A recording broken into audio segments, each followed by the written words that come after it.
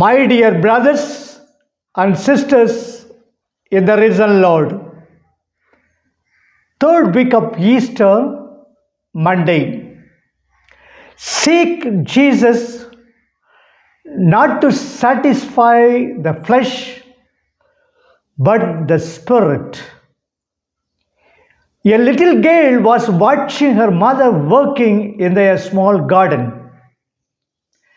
The mother was planting some beautiful flowers in the colorful garden. Suddenly, the little girl said, "Mummy, I know why the flowers grow in the garden. They are so pretty that they want to get out of the dirt." Similarly, even though the Christians have their roots here on earth, their real world is the heaven. They should not clinging to the things of the earth. They should not cling to the things of the earth. Having been beautified by the grace of Christ, they should focus their attention on the things of heaven. In today's gospel, the crowd that ate the bread and fish that Jesus multiplied came in search of Jesus. They came in search of Jesus not because they saw the signs and believed in him, but because he gave them bread and fish to eat. Instead of seeing the sign in the bread they ate, they saw the bread in the sign. Jesus redirected their seeking. Let's note. First note. Work for the food that endures for eternal life. Work for the food that endures for eternal life. The crowd was hungry, and Jesus had given them bread to eat. Bread is essential, and everybody must work for it. He who does not work must not eat is the biblical principle. We must work, we must earn, and we must save, but always with eternity in our view. We must not lose sight of our eternity. Our permanent home is not here upon the earth, but is in heaven. Here on earth, we are just sojourners. Therefore, we must work, earn, and save as pertains a sojourner. All good things which pertain to the earth perish. One should not devote heart and soul to such perishable things. Jesus had working a miracle for the crowd, and it was a sign that he was the Messiah. Looking at the miracle, the multiplication of bread and fish, the crowd should have sought him as their Messiah, but instead they came searching for him because he gave them bread to eat. Instead of searching Jesus as their Savior, they sought him as their bakery man who could provide them with free bread. Even today, some people look at the church and look from east material benefits only. They expect the church to provide them bread, education, hospital care, and charity, and nothing more. The church should not be reduced as the provider of material things, as Christ was looked upon as the provider of bread and fish. We must look to the church of God for more than more bread. It has something more precious and eternal to offer to us.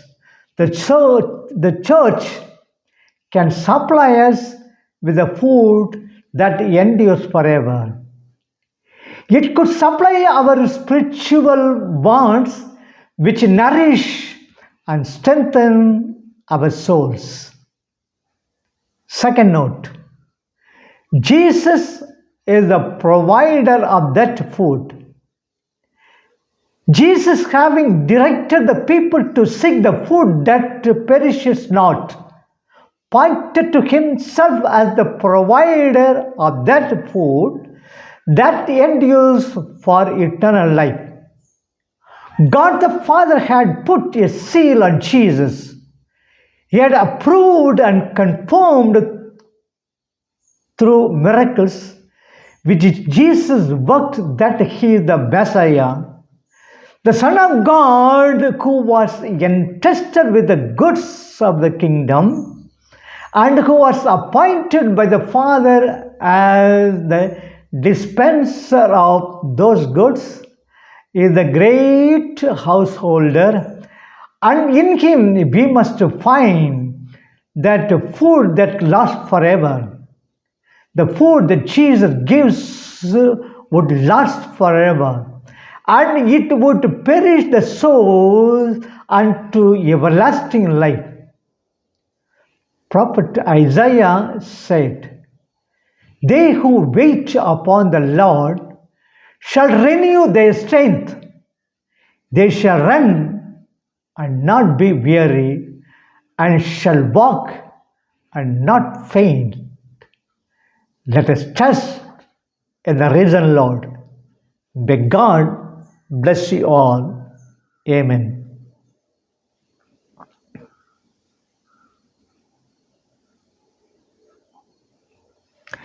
உயிர்த்த ஆண்டவர் இயேசு கிறிஸ்துவில் எனக்கு மிகவும் பிரியமான சகோதர சகோதரிகளே, உயிர்ப்பு காலம் 3ஆம் வாரம் திங்கள். இயேசுவுக்காக தனது உயிரை தியாகம் செய்த முதல் மறை சாட்சியர் முடியப்பரை பற்றியது இன்றைய வாசகம். இவரை பற்றி ஏற்கனவே திருத்தூதர் பணி குறிப்பிட்டுள்ளது. பந்தியில் பணிவிடை செய்து திரு அவையின் பிறரன்பு பணிக்கு அதிகாரபூர்வமாக நியமிக்கப்பட்ட 7 திருத்தொண்டரில் ஒருவர் இவர். திருத்துதர் பணி 6:1-6. இந்த 7வரும் வெறும் செயல்களில் மட்டும் ஈடுபடவில்லை. இயேசு கிறிஸ்துவை பற்றி போதித்தார்கள். தீவிரவாதிகளாக இருந்த யூதர்களோடு விவாதங்களில் பங்கு கொண்டார்கள். பரிசேயரின் வெளி சடங்குகளையும் மறைநூல் அறிஞர்களின் வலுவற்ற சட்ட நெறிகளையும் விமர்சித்தார்கள். அவை வெறுமையானவை என்று வாதாடினார்கள். இறைவனின் ஆற்றல் இவர்களில் செயல்பட்டது. இந்த 7வருள் மிக சிறந்தவராக விளங்கிய முடியப்பர் வழியாக மாபெரும் அற்புதங்களும் அறிகுறிகளும் நிகழ்ந்தன. இறைவன் இவரது போதனை வாழ்க்கை முறையை முழுமையாக ஏற்றுக்கொண்டார் என்பதற்கு சாட்சியமாக விளங்கின இந்த புதுமைகள். இயேசுவின் வாழ்க்கையை ஒத்திருப்பது முடியப்பரின் வாழ்க்கையையும் இயேசு போதித்தார். புதுமைகள் செய்தார், பரிசேயர் மறைநூல் வல்லுனரின் சுயநல போக்கை சாட்டினார். இதன் விளைவாக சிலுவையில் அறையப்பட்டு கொலையுண்டார். இது போலவே முடியப்பர் போதித்தார், புதுமைகள் செய்தார், விவாதித்தார். யூத தலைமை சங்கம் இயேசுவை எவ்வாறு பொய் சாட்சிகள் வைத்து தீர்ப்பிட்டதோ அவ்வாறு முடியப்பரையும் தீர்ப்பிட்டது. மார்க்கு 14:53-65, மத்தேயு 26:57-68, லூக்கா 22:63-71, யோவான் 18:15-18.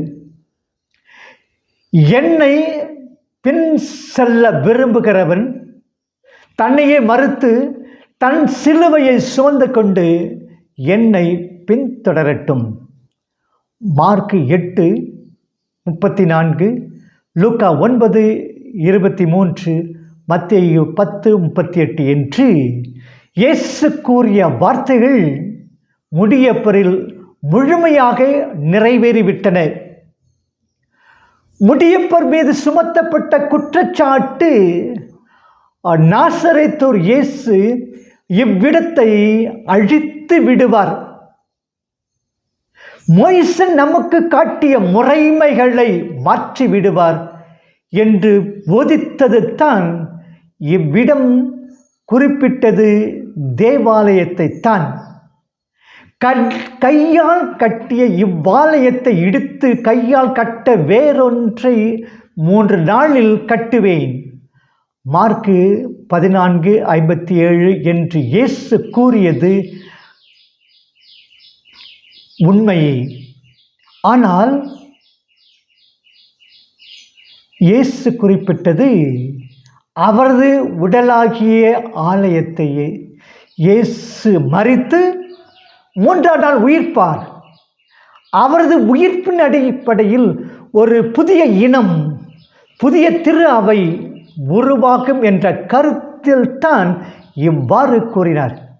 இதையே அதிகாரத்தோடு முடியப்பர் போதித்தார். இயேசுவின் வார்த்தைகளை புரிந்து கொள்ளாத யூதர்கள் முடியப்பரின் வார்த்தைகளையும் புரிந்து கொள்ளவில்லை, புரிந்து கொள்ளவும் முடியாது, புரிந்து கொள்ள விருப்பமில்லை. ஏனெனில் கடின மனம் கொண்டவர்களாக இருந்தார்கள். மார்க்கு 4:17, ரோமையர் 9:11. நாம் இவர்களிலிருந்து எவ்வகையில் மாறுபட்டுள்ளோம்? மோசேயின் முறைமைகளை இயேசு மாற்றிவிடுவார் என்று சொன்னது உண்மையாகவே பழைய ஏற்பாட்டிலுள்ள 10 கட்டளைகள் போன்ற மோசேயின் முறைமைகளை அல்ல. திருச்சட்டத்தையோ இறை வாக்குகளையோ அழிக்க வந்தேன் என்று நினைக்க வேண்டாம். அழிப்பதற்கன்று நிறைவேற்றுவதற்கு வந்தேன் என்று இயேசு குறிப்பிடுகிறார். 5:17. இயேசு அழிக்க விரும்பியது மோசேயின் முறைமைகளுக்கு மறைநூல் அறிஞர் தந்த சில வினோத வியாக்கியானங்களையே. கடவுள் மோசேயின் வழியாக மக்களின் வாழ்க்கையை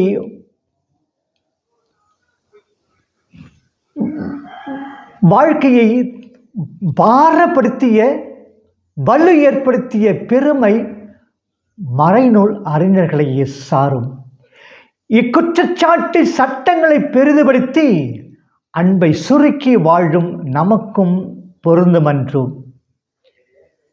நற்செய்தி யோவான் 6:22-29. யோவான் இயல் 6 இறைவாக்கியங்கள் 29 முதல் 69 வரை. இறைவாக்கியங்கள் இவ்வாற நற்செய்தி வாசகங்கள்: 5 அப்பத்தையும் 2 மீன்களையும் பலுக்கி மக்களுக்கு உணவாக அளித்த இயேசு விண்ணக உணவு பற்றி விவரமாக பேசுவதாக யோவான் கூறுகிறார். இது ஏனைய நற்செய்திகளில் காணப்படாதது. அதே வேளையிலே திரும்ப திரும்ப ஒரே உண்மையை அழுத்தத்திற்காக எடுத்து கூறுவது. எனவே இந்த தியானங்களிலும் திரும்ப கூறல் வரும்.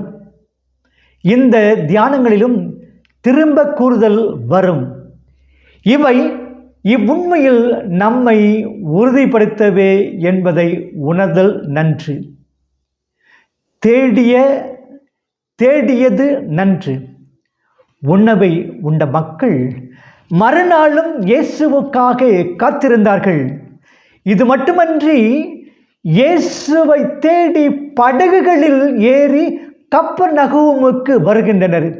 இவர்கள் வெறும் உடல் உணவுக்காக இயேசுவை தேடினாலும் இவர்களின் காத்திருத்தலும் தேடலும் நமக்கு பாடமாய் அமைக்கின்றன. தேடுங்கள், கண்டடைவீர்கள். மத்தேயு 7:7 என்று ஆண்டவரே கூறுகிறார். ஆவலோடு ஏக்கத்தோடு நாமும் ஆண்டவரை தேடுகிறோமா? அவரின் சாயல்களான ஆலயங்களான மனிதரை, சிறப்பாக ஏழைகளை, இன்னல் படுவோரை தேடுகிறோமா? நீயோ தேடிக் கொள்ளப்பட்டவள், எசாயா 62:12 என்ற ஆண்டவரை பார்த்து நீரோ தேடிக் கொள்ளப்பட்டவர் என்று நம்மால் கூற முடியுமா? சக்கேயுவை போல ஆண்டவரை தேடுவோமாக. லூக்கா 12:2-10. நல்ல முத்துகளை தேடி எளியும் வணிகருக்கு நாமும் ஒப்பாவோமா? மத்தேயு 13:45-46. தேடியதன் நோக்கு தவறு. மக்கள் இயேசுவை தேடியது அவருக்காக அன்று, தங்களுடைய வயிறுகளை நிரப்பவே. தேட வேண்டியதை தேடாது நிலையற்றதை தேடி திருபவரை இயேசு கண்டிக்கிறார். உங்களுக்கு நிறைவு தராத ஒன்றுக்காக உழைப்பானேன், எசாயா 62:2 எசாயா கூறுவதை காணவும். உடல் உணவுக்கு உழைக்க வேண்டியது கடமையே எனினும் இத்தகைய கடமை உணர்வோடு ஆன்ம பசி நீக்க உழைக்கின்றோமா? ஆன்ம காரியங்களில் கண்ணும் கருத்துமா இருக்கிறோமா? தேடி சென்று திருந்து அடி ஏத்துமின் நாடி வந்து அவர் நம்மையும் ஆட்கொள்வார் என்கிறார் அப்பர். தேடொனா தேவனை என்னுள்ளே தேடி கண்டு கொண்டேன் என்று கூறுவது போல நாமும் கூற முடியுமா? தேட வேண்டியது ஒன்றை, அது முடிவில்லா வாழ்வளிக்கும் நிலையான உணவு. யோவான் 6:27.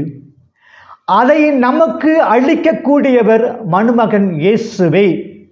எனவே அவரை நம்புவதே, அவரை என்றும் நம் நாயகனாக வைத்து அவரிடம் சரணடைவதை நாம் தேட வேண்டிய ஒன்றாகும்.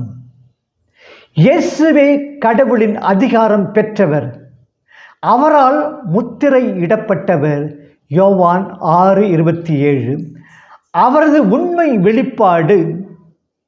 எபிரேயத்தில் உண்மை சுட்டும் அமெத் என்ற சொல் எபிரேய எழுத்து முறையின் முதல் எழுத்து, நடு எழுத்து, இறுதி எழுத்தை கொண்டது. எனவே ராபியர் சிலர் கடவுள், அவரது உண்மை நமது வாழ்வின் முதல் இடை கடையாக அமைந்து நம்மை வழிநடத்த வேண்டும் என்பர். இது எவ்வளவு உண்மை வாய்ந்தது! ஆதியனே, அந்த நடுவாகி அல்லானே, ஈர்த்தன்னை ஆட்கொண்ட எந்த பெருமானு என்று திருவாசகம் பாடுகின்றது. நான் உன்னை இடைவிடாது சிக்கன பிடித்து கொள்ள என கருள்வாய் என்று திருவாசகத்தோடு இணைந்து இயேசு பணி செய்ய நம்மையே தாரை வார்க்க முழுமனத்தோடு முன் வருவோமா? உயிர்த்த ஆண்டவரில் நம்பிக்கை வைத்து முன் வருவோம். இறைவன் என்றென்றும் ஆசீர்வதிப்பாராக. ஆமேன்.